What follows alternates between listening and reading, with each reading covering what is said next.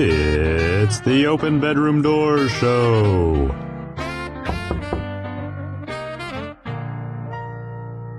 I'm Angela Skirtu, and I open bedroom doors. Welcome to the Open Bedroom Door Show. Real talk for real relationships. I'm your host, Angela Skirtu, your friendly neighborhood sex therapist and licensed marriage therapist. And yes, talking about sex is literally my job. I started this show because, let's be real, most of us didn't get sex education. We're out here fumbling through love, intimacy, and awkward bedroom moments with zero guidance and a lot of shame. Time to fix that. Here's what you can expect every episode. Sex positions. We start off hot by judging something wild, weird, or just plain wrong in the media or culture. You'll laugh, you'll cringe, you might even learn something. Next, we move to guest interviews. I chat with fascinating folks, sexperts, storytellers, and everyday humans with juicy stories and powerful insights. And then, of course, we have to have a happy ending. Yep, we finish strong. I answer real questions from real people about sex, relationships, and all the stuff you're too afraid to ask your therapist or anyone else for that matter. But I'm here, so ask away. If you're ready to laugh, learn, and finally talk about the stuff no one ever taught us, hit play. Let's open that bedroom door, shall we? Sex doesn't stop at the third trimester, but it does get creative. Welcome to Sex Positions. This is the Open Bedroom Door Show, and on this segment, what I like to do is judge things as a sex therapist that are happening in media and society that are related to sex. And I'm your resident sex therapist. Hey! One of the things that happens when you are pregnant and things change is that you're not always actually interested in pregnant penetration sex, right? Like, so one of the things everybody who's pregnant is struggling with is just being tired and feeling exhausted and not knowing what to do in terms of like actual physical body energy. And so one of the things I want to remind you of is that there are other sex acts. I do have some puppets with me because the social medias don't like real looking things. So this fake penis puppet and my vulva puppet are going to be here to help me out. And one of the things I want to remind you of is that sex can be about an intimate act like going down on each other or just giving each other sexual massages, right? And so if you're using, if you want it to be genital focused, then a massage can just be, say you're hanging here, here's me laying on the bed, right? Relaxing, but maybe your partner is next to you and you're just kind of enjoying, like just gently touching them just to make them feel good, right? Like a little nice touch, or vice versa. If your partner is a vulva owner, I don't care who they are or what they are. I just want to support you in your lovemaking excursions. So essentially, like you can just be kind of gently rubbing somebody, or if you are pregnant, you kind of be here. I guess this is a pregnancy pose, isn't it? Legs up, right? You don't necessarily need to get into OBGYN straps or anything, but I'm just saying, you can be in whatever pose you feel good in, and the intimate act can be a variety of things. It doesn't have to look like, your typical penetrative sex. And what I really want you to think about is getting creative with what you're doing, how you're doing it, and being open and honest with your partner about how you're doing it. Because the easier it is to just talk to each other, the better your sexual experience is going to be. If you want a bed, guess what? We are filming our sex positions here at Mattress Dogs. This is a mattress furniture store, and I am thankful for Mattress Dogs for letting me do my sex positions event in bed. Use promo code SEXYTIME, and you can get your next bed here tax-free. We're always looking for sponsors. So if you would like to become a sponsor for the show or for the sex position segment, please go to openbedroomdoors.com and check out our sponsorship page. And we will, if you become one of our sponsors, we'll even let you pick the position. Welcome to the Open Bedroom Door Show. I am your host, Angela Skirtu, and with me, I have David Lay. David Lay, why don't you tell them a little bit about yourself? Clinical psychologist, sex therapist, author of some books, and general troublemaker. Which is why I get along so well with you, Angela. That is the perfect intro. I love it. All right. Well, David, let's get right into it. I want to hear all about forensic sexology because that's your jam. Tell us about what to expect in that world. Yeah, it's fascinating. I mean, I like so many things, I just kind of fell into it. After I published my second book, The Myth of Sex Addiction, I started getting asked to testify in cases with people that were, claiming to be sex addicts and trying to use that to avoid, legal problems. So for instance, in Ohio, twice I testified before the Ohio Supreme Court because there were attorneys who had gotten caught having sex with clients that they weren't supposed to have. Or one guy was known as the naked photographer. This guy would wear a trench coat. He would jump out on the sidewalk and flash people, women particularly, and then he would take pictures of their surprised expressions. Surprise! It turns out this guy's an attorney. And so when he gets arrested, he loses his bar license, his license to practice law. And he later, tried to get the license back by claiming he was a sex addict and it wasn't his fault that he was doing these behaviors. So I was brought in to testify. I want to say that was 12 or almost 15 years ago. And the fascinating thing is that, over this period of time, legal cases around sexuality have just exploded. And I am now testifying around the world, Germany, Asia, across the United States, Canada, in cases related to sexuality. And,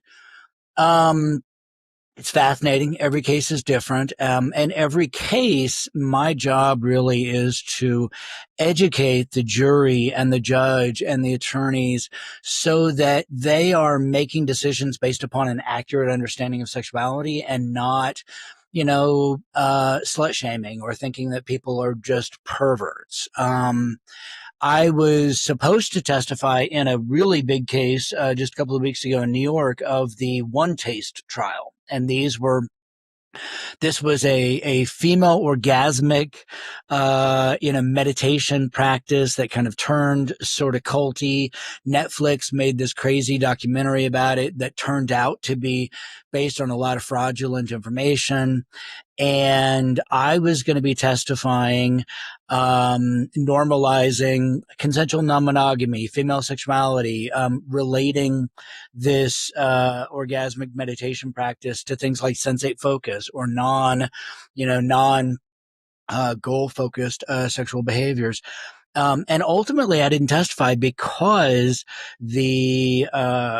frankly, the case was extremely biased, against the women who were convicted and maybe sentenced up to 20 years for teaching women how to orgasm. It was, and the case was much more complicated than that. I'm simplifying it, but what I am seeing, and when you talk more, I mean, there are other just wild cases, but, sexuality issues are ending up in court in never before seen ways, and people need to be aware.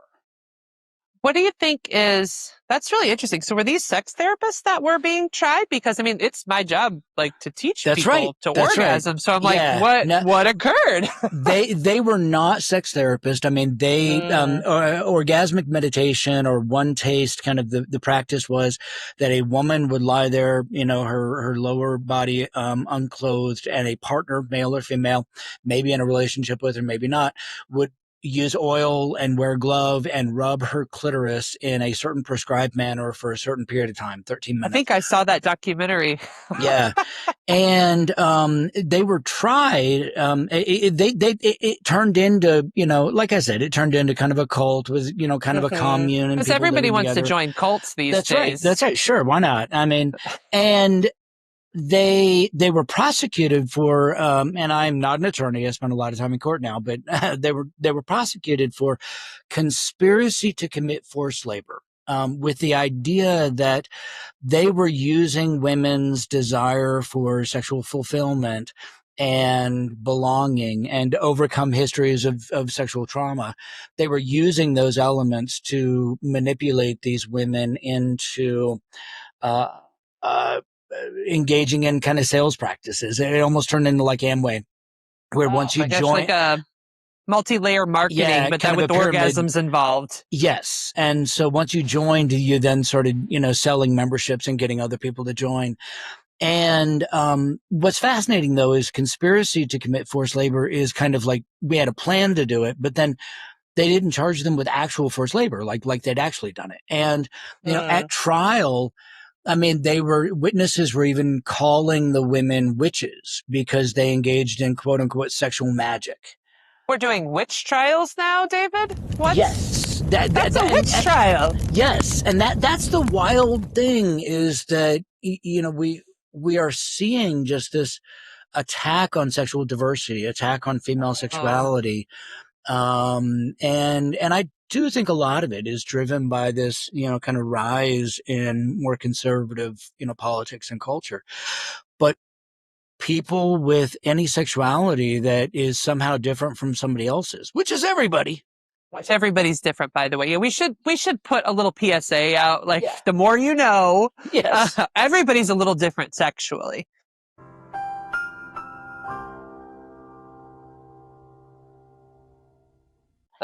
And those differences are dragging people into court. It's wild. And the world has it ever been a safe place for sexuality or sexual diversity? No. The other thing that I'm seeing, again, around the world, and you may be surprised to hear me say this, but it is related to the increased access to pornography. But we are seeing young people engaging in what I call varsity level sex that they're not prepared for. And okay, I know what you mean. But for the people who are listening, what would you explain that as? This is going to be rough sex and choking, engaging in quote unquote consensual non-consent kind of behaviors. But these behaviors and engaging in these behaviors for younger people in males is tied to watching pornography. In young females, it's tied. Most young females learn about choking from memes and social media. But what I'm seeing is two young people hook up. They may be in college or younger. They hook up. They have apparently consensual casual sex. But during the sex, one partner, most typically the male, starts choking the female partner or engaging in more rough sex, slapping, hitting, kind of throwing his partner around, etc. And his claim usually is, well, I thought she was into it.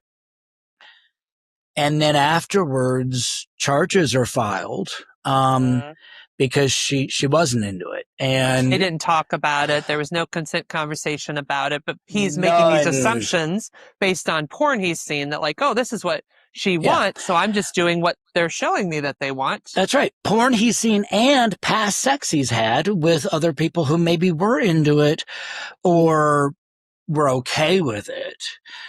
And didn't identify no or challenge. And again, what's super unfortunate is that these cases are ending up in courts with people who are very naive to BDSM, consent conversations, and frankly, what I'm telling people is, don't choke on a first date.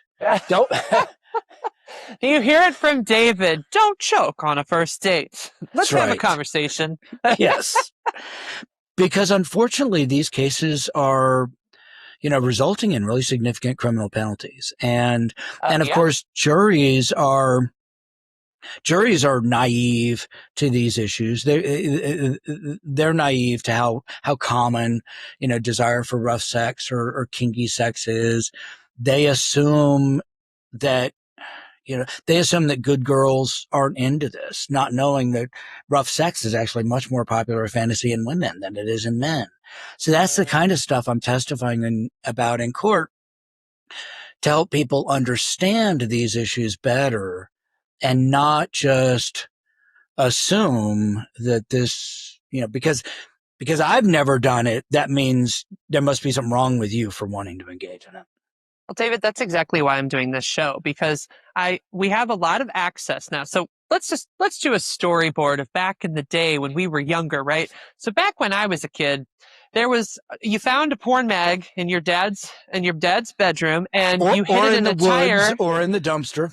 Well, that's what I was saying. We would hide it in a tire in the woods and go look at it so nobody would ever find it. But like, that's how we were introduced to most sexual like type behavior. You'd see it. Maybe you'd read something. Maybe you saw pictures, but that was it.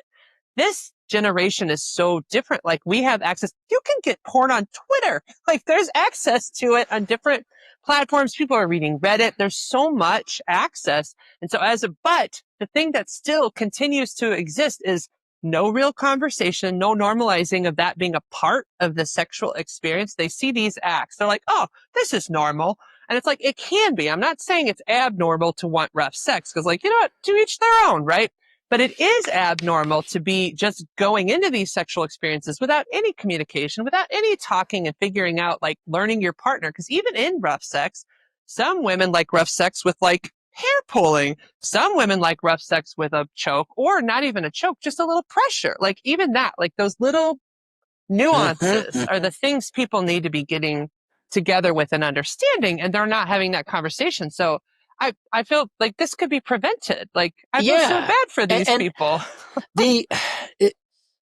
One of the things that I do a lot of is, a lot of research around pornography and the effects of pornography, et cetera. And, in fact, I can't even really talk about it other than to say, I was the lead expert on the pornography case that was in front of the Supreme Court, in January. And, that has gone back to the Texas court case and is kind of up in the air right now, which is why I can't really talk about my role in it. But other than you were in it somehow. Other than I was in it. My name and my report were in front of the Supreme Court, which is wild. But what we know is that the young people who are most likely to learn unhealthy lessons from pornography are the young people who think pornography is a realistic depiction of sex. Now, who are those kids? They are the kids who've grown up in households that don't talk about sex. They're the kids that have grown up in communities that are not providing adequate sex education. They're the kids who develop these unrealistic ideas of sex, thinking that pornography is real. Well, pornography is fantasy. I mean, I was on a plane last night and I watched, one of the Superman movies, and, I think it was George Reeves was a Superman actor in the 1940s or 50s. And he developed mental illness and he died jumping off a roof of a building in Hollywood in his Superman costume, thinking he could fly. Movies, including porn, are fantasy. They depict a fantasy world where sex is easy. You don't have to work all that hard to give each other orgasms. You don't have to work hard to get an erection. You don't have to have pizza guys getting laid all over the country. That pizza guys, getting flashed all over the country. Oh my goodness! Yeah, talk That's about the job. Talk about getting a tip, and just the tip. And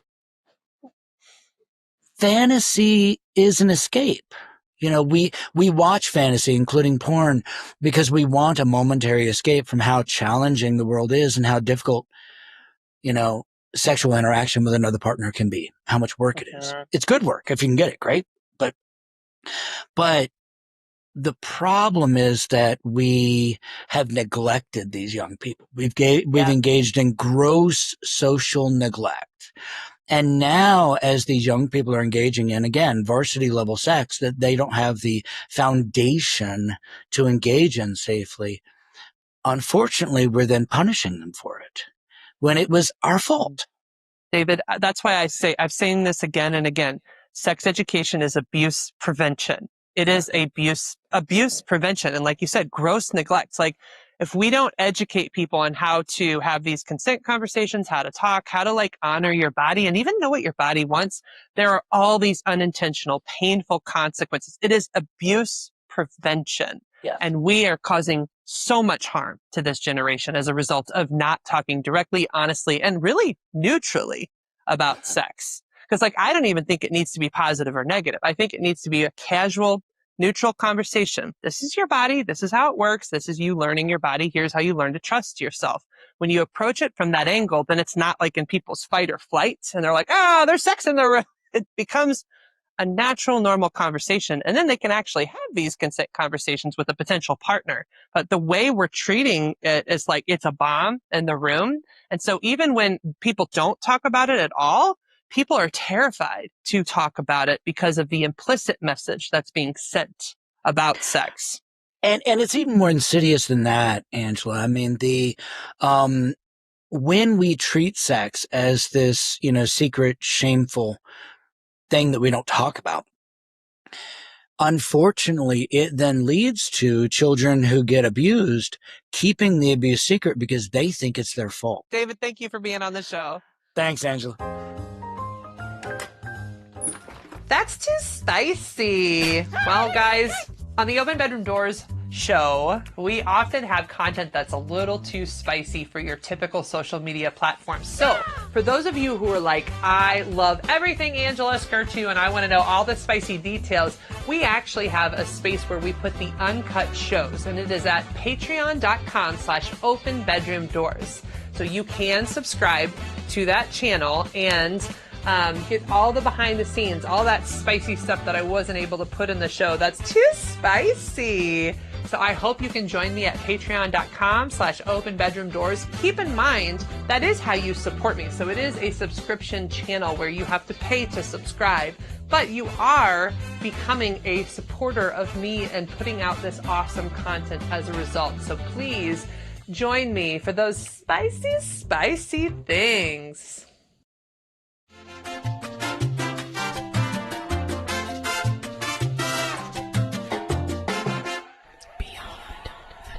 Are you ready to take your sex life beyond the bedroom? You want to spice things up and have a little fun?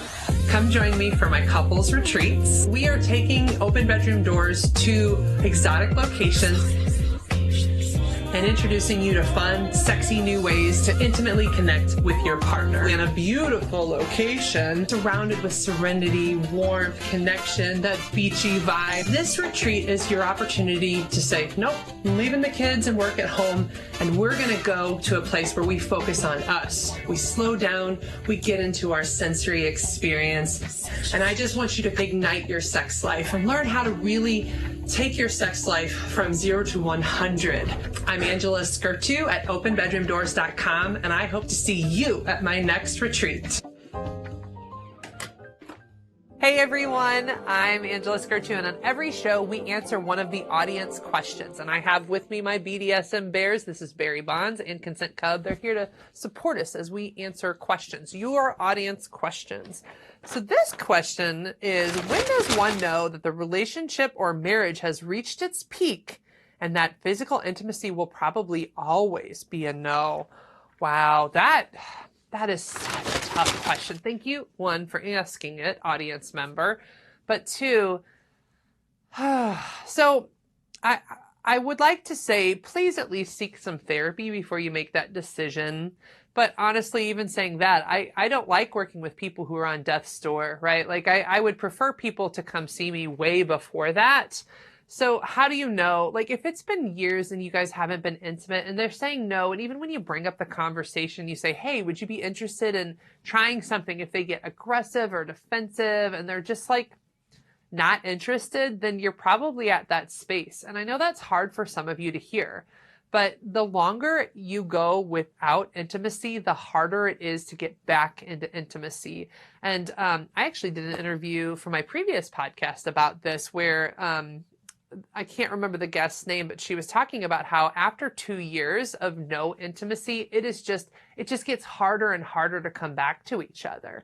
So if you've had a good 2 years without any intimacy, I'd start with having a conversation with your partner, a genuine, kind one, not like a, you never have sex with me one, but where you actually say, hey, I need this as a part of my life. I don't want to spend the rest of my life being involuntarily celibate. I want intimacy. I need it. Are we going to get there, or is it over? And if they really are at a place where they're done, then yeah, you reached your peak and it's time to go.